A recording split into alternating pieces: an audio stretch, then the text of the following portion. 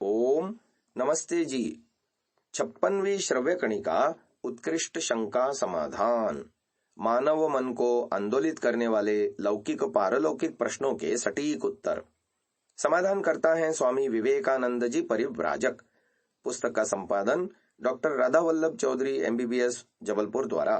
पुस्तक प्रकाशन दर्शन युग महाविद्यालय आर्यवन रोजड़ द्वारा। आज की 174वीं शंका है, कृपया गुण कर्म स्वभाव की परिभाषाएं बतलाइए। तीनों में क्या भेद है?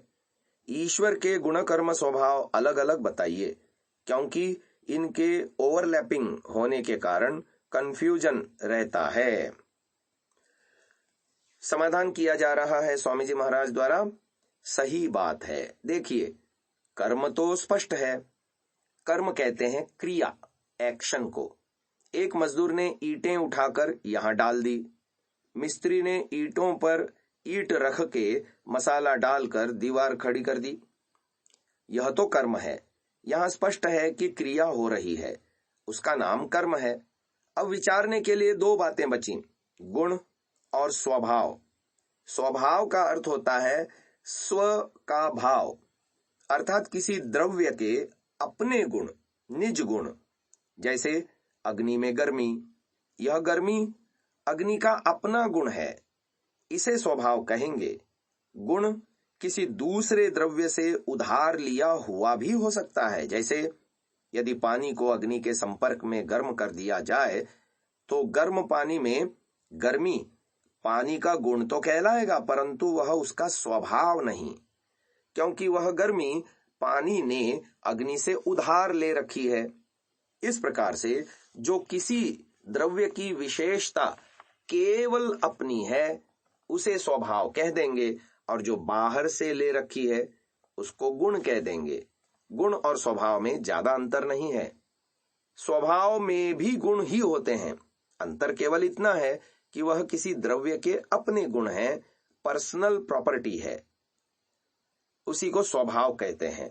और यदि किसी दूसरे द्रव्य से उधार ले रखे हों, उन्हें हम गुण कह देंगे।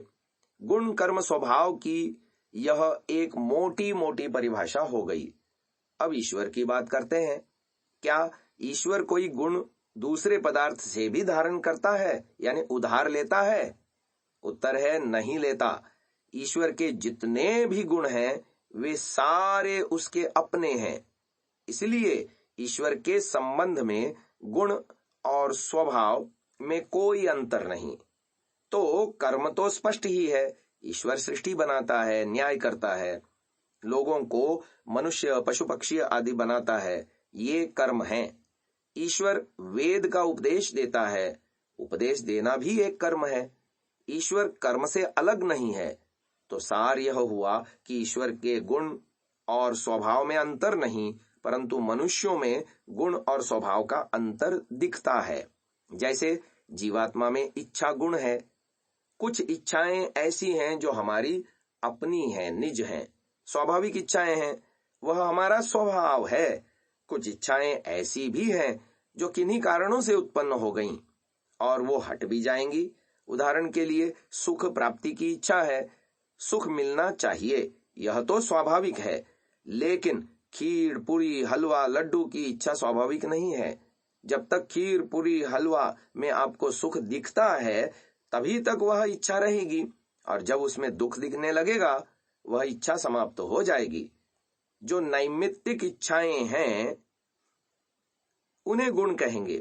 नैमित्तिक यानी किन्हीं कारणों से उत्पन्न इच्छाएं, तो वह इच्छा गुण कहलाएगा। और जो सदा से अपना गुण है उसका नाम स्वभाव है, जो अनादिकाल से जीव का अपना है। इच्छा है, प्रयत्न है, जो हमेशा से उसके अपने हैं, वह स्वभाव है। और जो किन्हीं कारणों से उसमें आ जाते हैं, उत्पन्न हो जाते हैं, वे गुण नाम से कहे जाएंगे। जीवात्मा में ऐसी बात मिल जाएगी, प्रकृति में भी ऐसी बात मिल जाएगी। जैसे अभी बताया था, प्रश्न है अग्नि के अंदर गर्मी अपनी है या बाहर से ले रखी है? उत्तर है वह उसकी अपनी गर्मी है। जब चूल्हे के ऊपर पतीला रखकर गर्म पानी करते हैं तो अब पानी में जो गर्मी आई वो पानी की अपनी है या अग्नि से ली हुई है? उत्तर है अग्नि से ली हुई है। तो अब देखिए, प्रकृति के अंदर दोनों बातें देख रहे हैं। गर्मी, तापमान अग्नि का अपना है, इसलिए स्वभाव है, और पानी में वो अग्नि से आया हुआ है, इसलिए नैमित्तिक गुण हुआ। इस तरह से हम गुण कर्म स्वभाव में अंतर समझ सकते हैं। ईश्वर के मामले में तो गुण और स्वभाव दोनों एक ही जैसे दिखते हैं, उनमें कोई अंतर समझ में नहीं आया। किसी द्रव्य में जो स्वाभाविक गुण होता है वो उसे कभी नहीं छोड़ता, जो है वह स्वाभाविक है। अग्नि का गुण गर्मी है, तो क्या वो अग्नि को कभी छोड़ देगी? नहीं छोड़ेगी। स्वाभाविक गुण कभी किसी द्रव्य को नहीं छोड़ता। अब राग द्वेष भी जीवात्मा का स्वाभाविक गुण यानी दोष मान लें तो उसको छोड़ेंगे ही नहीं, नहीं छूटेगा, तो मुक्ति भी नहीं हो सकती। तो मुक्ति होगी कि नहीं होगी, क्या समझते हैं? होगी ना, तभी मुक्ति होगी जब राग द्वेष छूट जाएंगे। राग द्वेष छूट जाएंगे तो यह स्वाभाविक गुण नहीं रहे, अपितु नैमित्तिक हुए। 175वीं अगली शंका है, समाधि लगने पर अंतर्ज्ञान प्राप्त होता है। ऋषि काल में ऋषि लोग अंतर्ज्ञान से कैसा जानते थे? इसका समाधान है, ऋषि लोगों को आंतरिक ज्ञान होता था। उदाहरण, कोई भी 100% साध्य के समान नहीं होता है, यह नियम है। उदाहरण मोटे स्तर का होता है और किसी अंश को समझाने के लिए होता है। आंतरिक ज्ञान कैसा होता है, इसे एक उदाहरण से ऐसे समझें। मान लीजिए आप बिस्तर पर लेट गए, आंख बंद हो गई और गहरी नींद तो आई ही नहीं।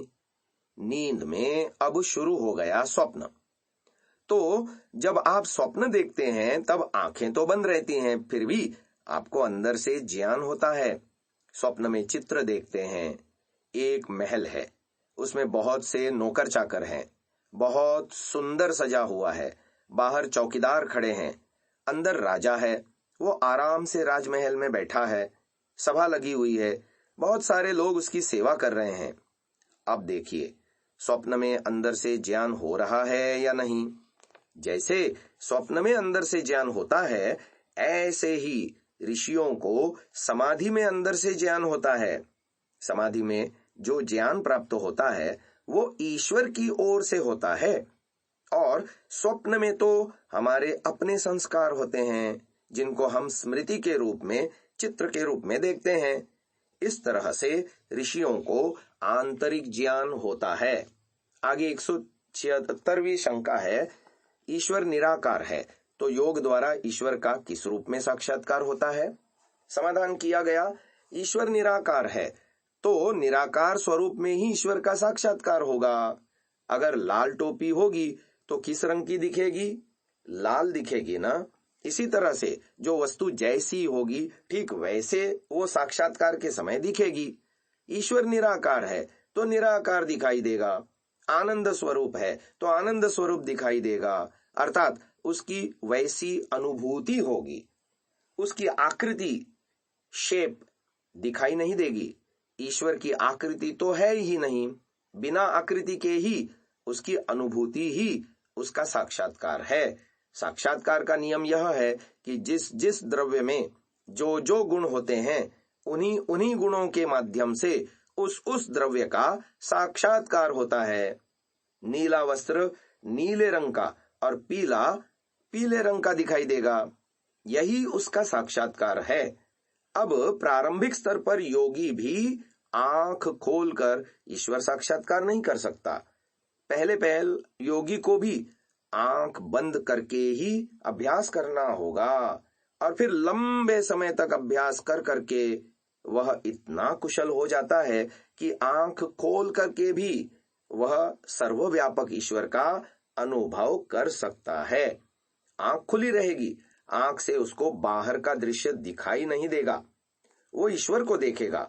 कभी कभी सामान्य व्यक्ति भी ऐसा अनुभव करता है, जैसे कि एक व्यक्ति आंख खोलकर बैठा था, उसके सामने से एक दूसरा व्यक्ति निकल गया, लोग पूछते हैं, यह कौन गया?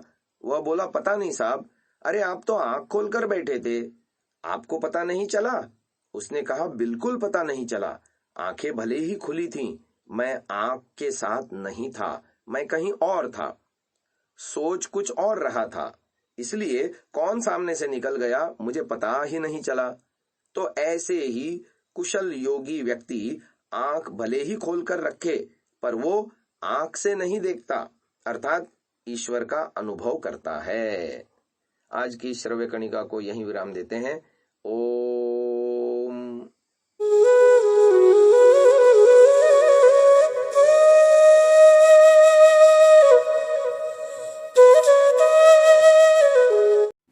डाउनलोड सांसा ऐप, आरवीरदल ऐप, विजिट sansa.org, rvirdal.in।